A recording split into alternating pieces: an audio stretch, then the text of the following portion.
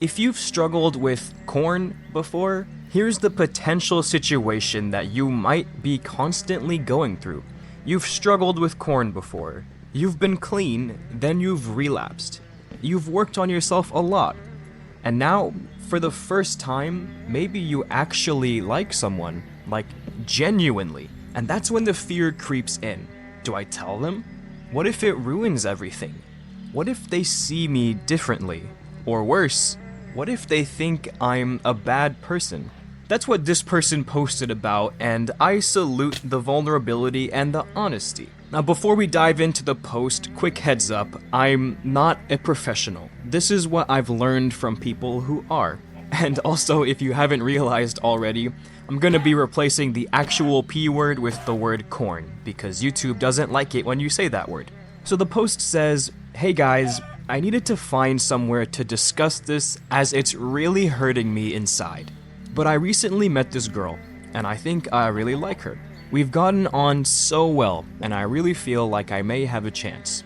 The only problem is I've been addicted on and off to corn for about 8 years.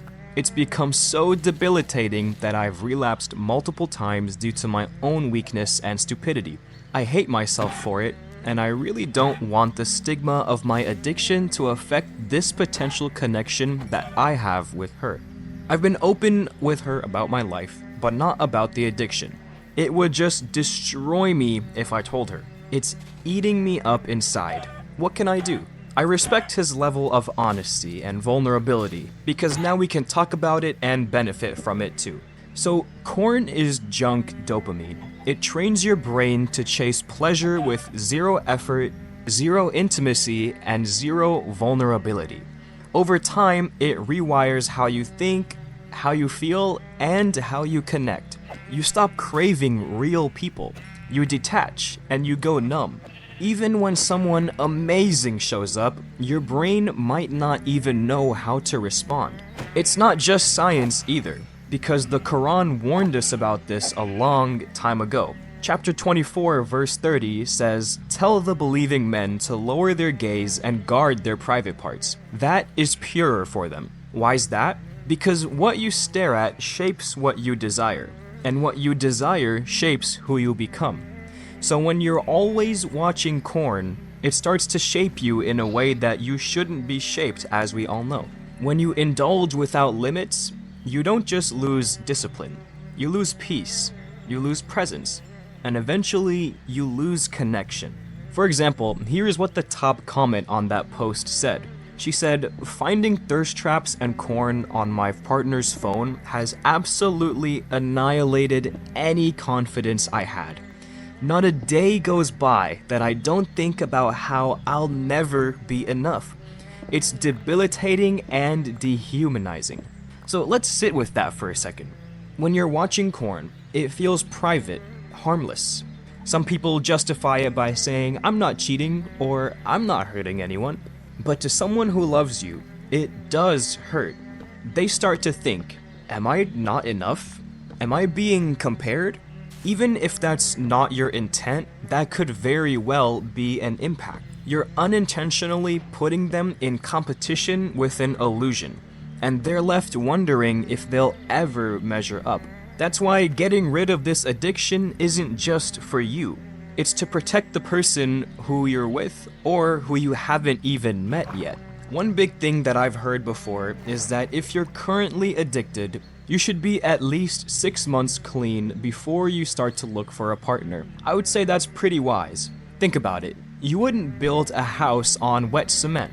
So why would you build a relationship on a foundation your brain hasn't even settled into yet? 6 months isn't about perfection. It's about presence. Prove to yourself that you're stable, intentional, and clear. There are a few ways you can actually heal, and since I'm not a professional, I'll just go over some basics, and you can look further into these ideas with people who know better than me. But start with controlling your eyes. That verse from the Quran didn't just say to lower it to avoid shame. It says it to preserve your clarity, because the more you stare, the more you crave. And the more you crave, the less real life ever feels like enough. So start with controlling your eyes when you're in public or on the internet. The next step is to avoid whatever triggers you to do the act. So, block the apps, don't bring your phone in the bathroom. You can cut triggers like TikTok, Twitter, YouTube, whatever feeds it. Get an accountability partner like joining a NoFap Discord, or talking to friends about it, or building a support group with your friends, or finding an in-person support group with a professional. And go extreme if you need to. You can get a flip phone and you won't have access to those websites anymore. You're not weak for struggling. You're strong for taking back control of your life. So let's say you've done the work. You've become clean and you've healed. Now you're seeing someone and you want to be honest. If you choose to, you can say, I want to be upfront about something. I struggled with a corn addiction for years. I've done real work to recover and I'm clean now.